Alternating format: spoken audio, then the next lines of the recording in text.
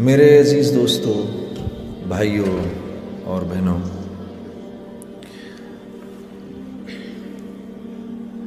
یہ بڑی خوش قسمتی کا موقع ہوتا ہے کہ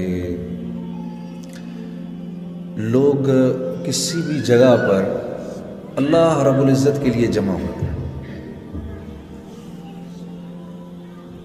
اور ان کی سوچیں اور ان کی فکریں جو ہیں وہ اس بات میں استعمال ہوں کہ کس طرح سے محمد صلی اللہ علیہ وسلم کا لایا ہوا دین جو ہے وہ زندہ ہو جائے۔ اللہ کے نبی صلی اللہ علیہ وسلم کی دعا ہے، بس اللہم انصر من نصر دین محمد صلی اللہ علیہ وسلم۔ اے اللہ، تو اس کا مددگار بن جا جو محمد صلی اللہ علیہ وسلم کے دین کا مددگار ہے، اور جس کے لیے رسول اللہ صلی اللہ علیہ وسلم نے دعا کی ہو، یہ کیسے ممکن ہے کہ یہ دعا قبول نہ ہو؟ مجھے ویسے تو مسجد میں بات کرنے کی عادت ہے، سٹیج پر اب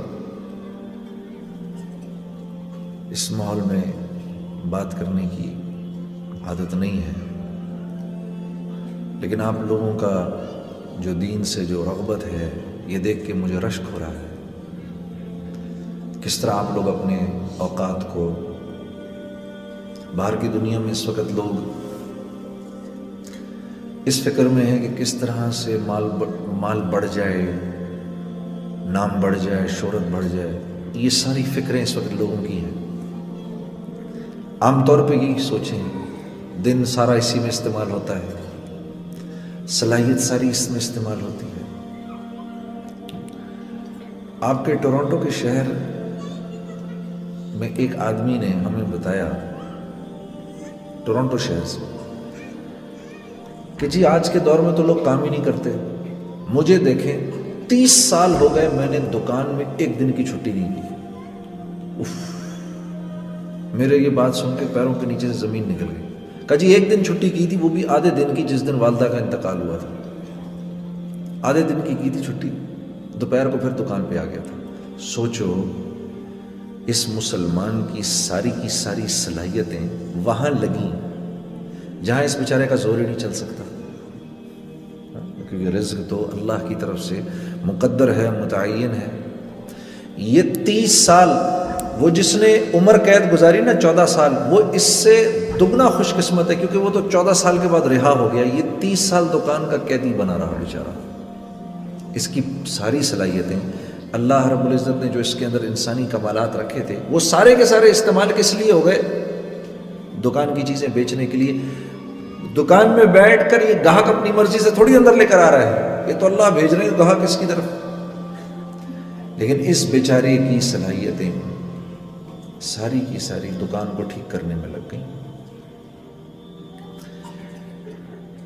اس کی کیا وجہ ہے؟ اس کا قصوروار میں اپنے آپ کو سمجھتا ہوں، میں اپنے آپ کو اس پیارے بھائی کی صلاحیتوں کے ضائع ہونے کا میں قصوروار ہوں۔ کاش کہ میں نے وقت نکالا ہوتا، میں آیا ہوتا اس کے پاس، یہاں پر اس کو بتایا ہوتا۔ مسلمان تھا، میرے ایک دو دفعہ بتانے سے ہو سکتا ہے اس کو بات سمجھ میں آ جاتی کہ دنیا میں آنے کا مقصد مال کا بڑھانا نہیں ہے، بلکہ دنیا میں آنے کا مقصد ہدایت حاصل کرنا ہے۔ ٹھیک ہے، یہ اب اس سے زیادہ بڑھے گا نہیں، ٹھیک ہے۔ تو دنیا میں آنے کا مقصد ہدایت حاصل کرنا ہے، دنیا میں آنے کا مقصد مال اور حکومت اور دولت اس کا حاصل کرنا یوں نہیں ہے کہ اس کا حصول انسان کے بس کی بات نہیں ہے۔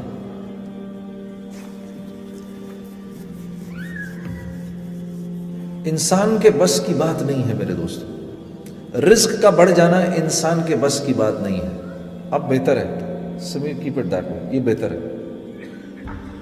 رزق کا بڑھ جانا انسان کے بس کی بات نہیں ہے. اللہ یبسط الرزق لمن یشاء و یقدر، یہ اللہ کا اعلان ہے. رزق میں بڑھاتا ہوں اور میں ہی گھٹاتا ہوں. ترزق من تشاء بغیر حساب و یرزق من تشاء بغیر حساب، جس کے لیے میری مرضی ہوتی ہے میں بڑھا دیتا ہوں زیادہ، بغیر حساب کتاب کے دے دیتا ہوں. ایک چھوٹا سا بچہ، باپ اس کا ملینئر بلینئر دنیا سے گیا، 8-9 سال کا بچہ ہے، ایک دم بلینئر ہو گیا. اب اس میں اس کا کیا کمال ہے؟ کون سی محنت لگی اس بچے کی؟ اللہ کی طرف سے ایک فیصلہ تھا. اور رزق کا لیکن مال کا بڑھنا یہ رزق کی بڑھوتی نہیں ہے. مال کا بڑھنا رزق کی بڑھوتی نہیں ہے. ہاں، رزق میں کیا کیا کچھ ہے؟ رزق میں مال بھی ہے، نیک بیوی بھی ہے، فرما بردار اولاد بھی ہے، معاشرے میں لوگوں کی عزت بھی ہے، سر ڈھانکنے کے لیے، سر چھپانے کے لیے چھت بھی ہے، کپڑے تن ڈھانکنے کے لیے کپڑے بھی ہیں، ہاں، کھانا بھی ہے، صحت بھی ہے. کروڑوں روپے پاس ہوں، کروڑوں ڈالر پاس ہوں، اور طبیعت اللہ ایسی خراب کر دے کہ آدمی کے جسم میں لقمہ ایک بھی نہ جائے، تو آپ یہ کہیں گے کہ اس کا رزق بڑھ گیا ہے، کیونکہ پیسے تو بہت آ رہے ہیں. امن و امان بھی ہے، عافیت بھی ہے، لوگوں کا آپس میں مل جل کے رہنا بھی ہے، یہ سب رزق ہے. تو اللہ فرما رہے ہیں یہ ہم اپنی مرضی سے بڑھاتے ہیں، ہم اپنی مرضی سے گھٹاتے ہیں، ہم اس میں برکت دیتے ہیں اور ہم اس میں بے برکتی دیتے ہیں. تو یا اللہ کس کے لیے برکت دیتے ہیں اور کس کے لیے بے برکتی کرتے ہیں؟ آپ کس کے لیے برکت کرتے ہیں، کس کے لیے بے برکتی کرتے ہیں؟ تو میرے عزیز دوستو، اللہ رب العزت کے ہاں ان الدین عند اللہ الاسلام، یہ اللہ کا فیصلہ ہے. بھائی میرے قریب ہونا چاہتے ہو، میرے دوست بننا چاہتے ہو، تو اسلام یعنی یہ جو میرا حبیب ہے محمد صلی اللہ علیہ وسلم، اس کے رنگ میں رنگ جاؤ، تم اس کے ہو جاؤ، ہم تمہارے ہو جائیں گے.